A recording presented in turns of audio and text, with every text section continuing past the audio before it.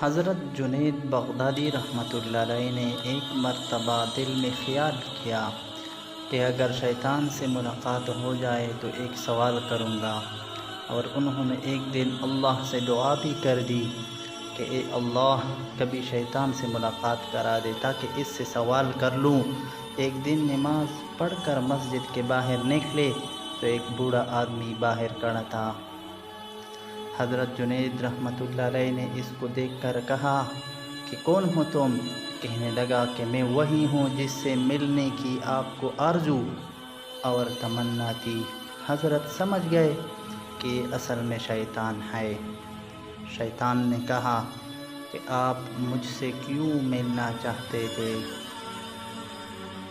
حضرت جنید رحمۃ اللہ علیہ نے کہا کہ میرے ذہن میں تیرے متعلق ایک سوال ہے۔ سوال یہ ہے کہ جب اللہ تعالیٰ نے تجھے حضرت آدم علیہ السلام کو سجدہ کرنے کا حکم دیا تو میری سمجھ میں نہیں آتا کہ آخر تجھے کس چیز نے اللہ کے حکم کی تعمیل سے منع کیا؟ کیوں تو نے سجدہ نہیں کیا؟ کیا اللہ کی عظمت کو نہیں جانتا تھا؟ ارے تجھے اللہ کی معرفت حاصل تھی، اللہ کی عظمت اور جلالتوں سے تو واقف تھا۔ اس قدر اللہ کی قربت رکھنے کے باوجود جب اللہ نے تجھے حکم دیا کہ آدم کو سجدہ کر تو نے آخر کیوں سجدہ نہیں کیا؟ اس پر شیطان کا جواب کیا تھا، وہ سننے کے قابل ہے۔ اس کے جواب نے کچھ دیر کے لیے حضرت جنید رحمۃ اللہ علیہ کے ہوش اڑا دیے۔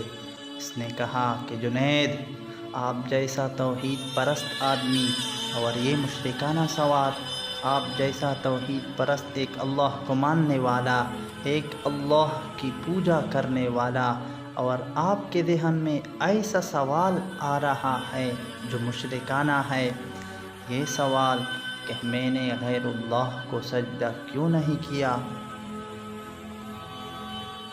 کہنے لگا کہ آدم، تو غیر خدا تھے، خدا تو نہیں تھے، میں غیر اللہ کو کیوں سجدہ کر لیتا؟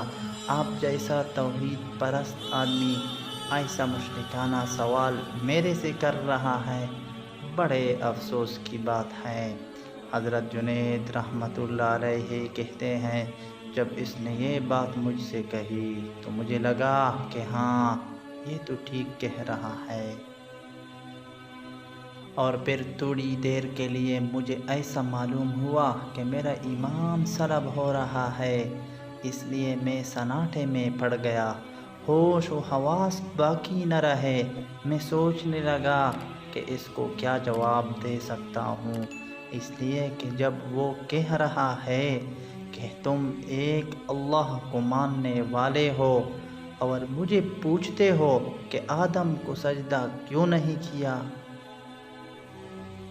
حضرت جنید رحمۃ اللہ علیہ کہتے ہیں کہ میرے ذہن میں جواب نہیں آیا، فوراً اللہ کی طرف سے الہام ہوا اور مجھ سے کہا گیا کہ اس سے یہ پوچھو کہ حکم دینے والا کون تھا؟ حکم دینے والا جب خود کہہ رہا ہے کہ فلاں چیز کو سجدہ کرو تو توحید اسی کا نام ہے کہ اس کی بات کو مان لیا جائے۔ حضرت جنید رحمۃ اللہ علیہ کہتے ہیں کہ اس الہام کے بعد میرا ایمان برقرار ہوا، ورنہ تو مجھے ایسا معلوم ہوا کہ میرے ایمان میں تزلزل پیدا ہو گیا ہے۔ یہ ہے شیطان کی مکاری اور عیاری، نہ ولیوں کو چھوڑا، نہ غوث و قطب و ابدال کو چھوڑا، نہ انبیاء کرام کو چھوڑا۔ غور کرو کہ شیطان باتوں اور چیزوں کو کس طرح مزین کرتا ہے اور گمراہ کرنے کی کوشش کرتا ہے۔ اس کا درا اندازہ اس واقعے سے آپ کر لیجئے۔ اس لیے کبھی بھی شیطان سے بے فکر نہیں ہونا چاہیے۔ شیطان کی عیاری اور مکاری سے بسا اوقات انسان بے ایمان بھی ہو جاتا ہے، لیکن اسے خبر نہیں رہتی کہ میں بے ایمان ہو گیا ہوں۔ شیطان کفر کو مزین کر دیتا ہے۔ اللہ تعالی ہم سب کو نفس اور شیطان کے ہتھ کنڈوں سے محفوظ رکھے، آمین۔